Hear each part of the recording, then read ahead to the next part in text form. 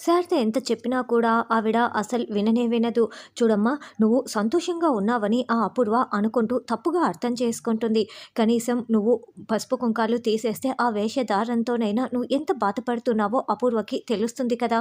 కాబట్టి నువ్వు పసుపు కుంకాలు తీసేయాల్సిందే అని చెప్పటంతో, అత్తయ్య మీ కాళ్ళు పట్టుకుంటాను, వద్దత్తయ్య అని శారద ఆవిడ కాళ్ళు కూడా పట్టుకుంటుంది.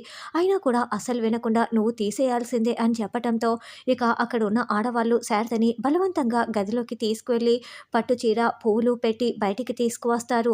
గట్టిగా పట్టుకొని బలవంతంగా ఆ పని చేస్తూ ఉంటే, "పూరి, నువ్వు వెళ్ళి భూమికి ఫోన్ చేయి" అని శారద చెప్తుంది. భూమి ఏమో ఎస్పీ సూర్యతో ఒకచోట బయట నిలబడి మాట్లాడుతూ ఉంటుంది. "మిమ్మల్ని చూస్తుంటే జాలేస్తుంది సూర్య గారు" అని భూమి అనడంతో, ఎందుకని సూర్య అంటాడు. "ఎందుకంటే మీ అన్నయ్యని చంపిన వాళ్ళని మీరు పట్టుకోలేకపోయారు కదా" అని భూమి అంటుంది. "ఇంకెక్కడ?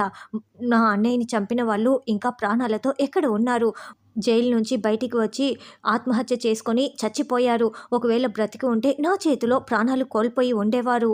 నేనే చంపి ఉండేవాణ్ణి" అని సూర్య అనడంతో, "అయితే మీరు కూడా అందరి పోలీసు లాంటి వాళ్ళే. అసలు నేరస్తుల్ని పట్టుకోకుండా ఏదేదో మాట్లాడుతున్నారు. మీరు గంజాయి వనంలో తులసి మొక్కలాంటి వారు అనుకున్నాను. కానీ ఇప్పుడు నాకు అర్థమైంది, మీరు కూడా అందరిలాంటి వారే. తులసి మొక్క కూడా గంజాయి వనంలో నేను వాళ్ళతో కలిసిపోదామని మీరు అనుకున్నారా? అంత మంచి హోదాలో స్థాయిలో ఉన్నవాళ్ళని ఎందుకులే పట్టుకోవటం అని డబ్బులకి లొంగిపోయారా? అమ్ముడు పోయారా?" అని భూమి నిలదీస్తూ ఉంటే, "భూమి, నువ్వేం మాట్లాడుతున్నావో అర్థమవుతోందా? అందరిలా నేను దిగజారే మనిషిని కాదు. నువ్వు అలా దిగజారి మాట్లాడుతూ ఉంటే నేనైతే చూస్తూ ఊరుకోను. సంఘంలో కొంచెం పేరు ప్రతిష్టలు ఉన్న గగన్ భార్యగా నువ్వు భూమిగా నేను నీకు మర్యాద ఇచ్చి మాట్లాడుతున్నాను. ఆ పేరు మర్యాదని నువ్వు అస్సలు పోగొట్టుకోకు" అని సూర్య వార్నింగ్ ఇస్తాడు. "అయితే మీరింకా సిన్సియర్ పోలీస్ ఆఫీసరే అని చెప్తున్నారు అంతే కదా" అని భూమి అంటే, "అవునని సూర్య అంటాడు. "అయితే మా మామయ్య ఆత్మహత్య చేసుకొని చనిపోయారనే మీరు నిర్ధారించేశారు అంతే కదా" అని భూమి అంటే, "అవునని సూర్య అంటాడు. "మరి ఆత్మహత్య చేసుకోవాలనుకునేవాడు అక్కడికి వెళ్ళి ఎందుకు చనిపోయాడో తెలుసుకున్నారా" అని భూమి అంటే, "చచ్చిపోవాలనుకునేవాడు ఎక్కడికైనా వెళ్ళి చచ్చిపోతాడు అంతే కదా" అని సూర్య అంటే, "మరి చనిపోయిన అతని గుండెల్లో బుల్లెట్ ఎందుకు ఉందని మీరు ఆలోచించారా" అని భూమి అంటుంది. "ఆయన చావాలనుకున్నారో మరి ఇంకెవరైనా అతన్ని చంపాలనుకున్నారో మీరు తెలుసుకున్నారా" అని భూమి అడగటంతో, సూర్య చాలా షాకింగ్గా, "కేపీ గుండెల్లో బుల్లెట్ ఉందన్న విషయం నీకెలా తెలుసు" అని సూర్య ప్రశ్నిస్తూ ఉంటాడు.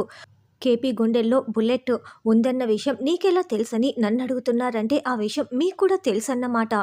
అయితే తెలిసే మీరు ఇదంతా చేస్తున్నారు అంటే ఇప్పటికి కూడా మీరు నిజాయితీ ఉన్న పోలీస్ ఆఫీసరే అని మాట్లాడుతున్నారా?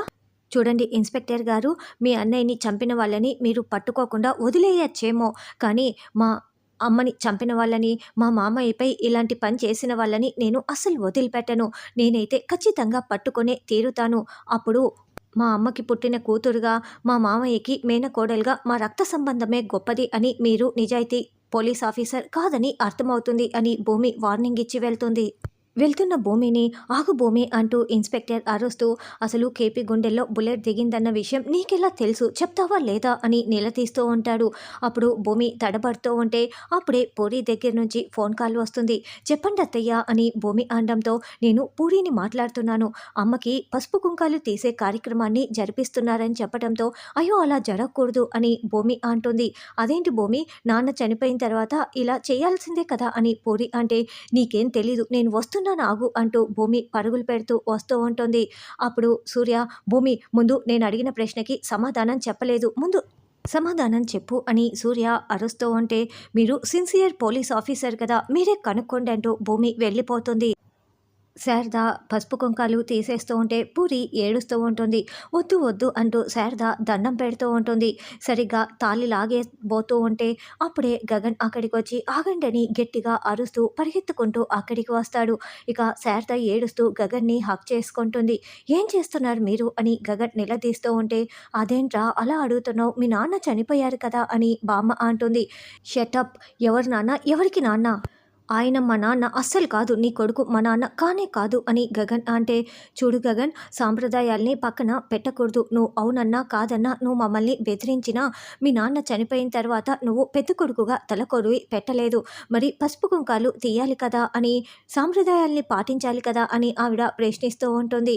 పెళ్ళాం బిడ్డల్ని వదిలేయకూడదు, అది పద్ధతి కాదు అని నువ్వు నీ కొడుకుకి చెప్పలేని నువ్వు ఇప్పుడు సాంప్రదాయాల గురించి మాట్లాడుతున్నావా? ఈరోజు కాదు, ఆయన మమ్మల్ని నడి రోడ్డు మీద వదిలేసినప్పుడే ఆయన చచ్చిపోయినట్లు. ఒకవేళ పసుపు కుంకాలు తీయాలనుకుంటే ఆ రోజే తీసి ఉండాలి. ఆ రోజు నుంచి ఈ రోజు వరకు తీయలేదంటే నేను ఆయన్ని నాన్న అని ఒప్పుకున్నట్లే. అది ఈ జన్మలో జరగదు. మా అమ్మ జీవితంలో చచ్చే వరకు పుణ్య స్త్రీగానే ఉంటుంది అని గగన్ తేల్చి చెప్పేస్తాడు. ఇంకోసారి సాంప్రదాయాలు అది ఇది అని ఎవరైనా వచ్చారో ఆడ అని చూడను, మగ అని చూడను, చంపేస్తాను జాగ్రత్త అని అక్కడున్న గిన్నెల్ని కాలుతో విసిరికొడుతూ గగన్ వార్నింగ్ ఇస్తాడు. పూరి ఇలా రా, అమ్మకి కాళ్ళకి మెట్టలు, నుదుటన కుంకుమ బొట్టు పెట్టు అని గగన్ చెప్పటంతో అలాగేనని పూరి బొట్టు పెడుతుంది. అమ్మ, ఎవరేమనుకున్నా పర్వాలేదు, నువ్వు ఎప్పటికీ ఇలాగే పుణ్యస్త్రీగా ఉంటావమ్మా అని గగన్ హక్ చేసుకొని చాలా ప్రేమగా చెప్తూ ఉంటాడు. తర్వాత గగన్ శారద వల్లో పడుకొని ఉంటాడు.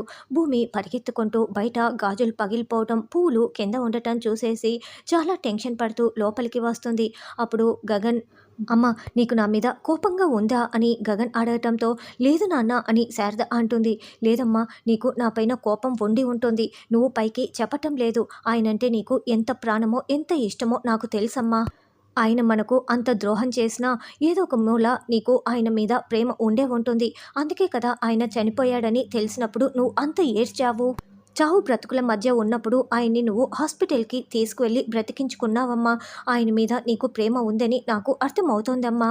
ఆయన చేసిన ద్రోహం నువ్వు మర్చిపోవచ్చేమో, కానీ నేనైతే ఎప్పటికీ మర్చిపోలేనమ్మా. ఆయన ఉన్నా లేకపోయినా ఆయన మీద ఉన్న ద్వేషం మాత్రం నాకు ఎప్పటికీ అలాగే ఉందమ్మా. అందుకే ఆయన తలకొరువికి పెట్టమని నువ్వు నన్ను పిలిచినప్పుడు నేను రాలేకపోవటానికి కూడా ఆ ద్వేషం వల్లేనమ్మా నేను రాలేకపోయాను.